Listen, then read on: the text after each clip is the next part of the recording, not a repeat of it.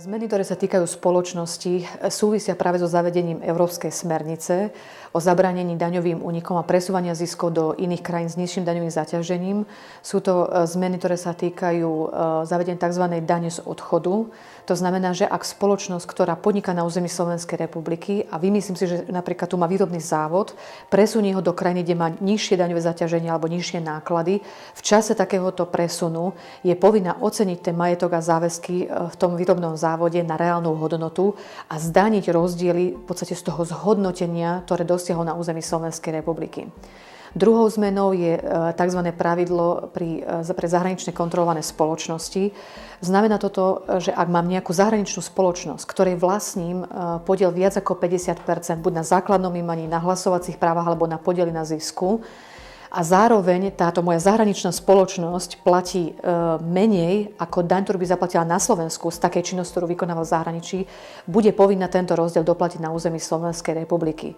Toto pravidlo by sa však malo uplatniť v prípadoch, ak ide len o umelé transakcie, to znamená s cieľom presúvania ziskov do krajín s nižším daňovým záťažením. Problematické pri tomto pravidle vidím to, že je na veľmi subjektívnom posúdení teda daňovníkov na preukazanie toho, čo je vlastne tá umelá transakcia a zároveň administratívne náročné na to, aby som ja zobrala si nejakú zahraničnú spoločnosť, jej účtovníctvo a prepočítala všetko podľa našich slovenských pravidiel. To znamená, Slovenská republika mala možnosť zobrať si dve alternatívy, ako implementovať toto pravidlo z Európskej smernice a rozhodla sa, by som povedala, pre kritérium, ktoré je komplexnejšie, ťažšie možno, že uchopiteľné a na veľmi subjektívnom posúdení, aj administratívne náročné. Veľmi ale pozitívne, čo by som rada zdôraznila, je podpora výskumu a vývoja.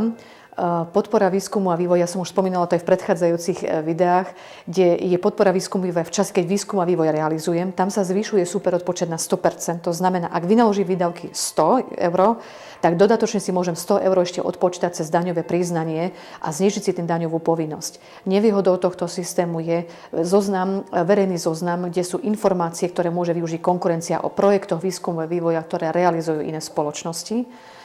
Výhodou je, že je nebyrokraticky nastavený tento systém superodpočtu. Druhou formou podpory výskumu a vývoja je štádium, keď už mám nejaký patent, mám nejaké technické riešenie software a v takomto prípade môžu spoločnosti využiť dve možnosti podpory. Buď ja to technické riešenie, patent alebo software dám nikomu inému na využívanie a bude mi platiť licenčný poplatok za to právo na to, že ho využíva. Alebo na základe takéhoto patentu alebo vynálezu budem vyrábať výrobky svoje a v takom prípade si môžem odpočítať alebo oslobodiť 50% výnosov buď z tých licenčných poplatkov alebo z výnosov z predaja takýchto výrobkov. Čiže to je druhá forma podpory výskumu a vývoja a pritiahnutia tých investícií na území Slovenskej republiky. Čiže to by som povedala, sú také najdôležitejšie zmeny, ktoré sa týkajú právnických osôb a napadá ma ešte možno jedna zmena, negatívna zmena a to je zmena, ktorá sa týka podnikových reorganizácií, kde Slovenská republika zavádza len jednu možnosť zdaňovania podnikových reorganizácií, ako sú zlúčenia, splynutia alebo rozdelenia, a to zdaňovanie v reálnych hodnotách. To znamená, tieto podnikové kombinácie už nebudú ponovom neutrálne, daňovo neutrálne, ale bude musieť zdaniť práve to precenenie, tie oceňovacie rozdiely v čase, kedy podnikovú kombináciu realizujem. A tým pádom vlastne by som povedala, sa zabije ten trh v realizácii takýchto podnikových kombinácií, kedy chcem racionalizovať tú skupinu, chcem možno zoštíhliť alebo chcem odčleniť nejaké aktívum, ktoré je určené na predaj.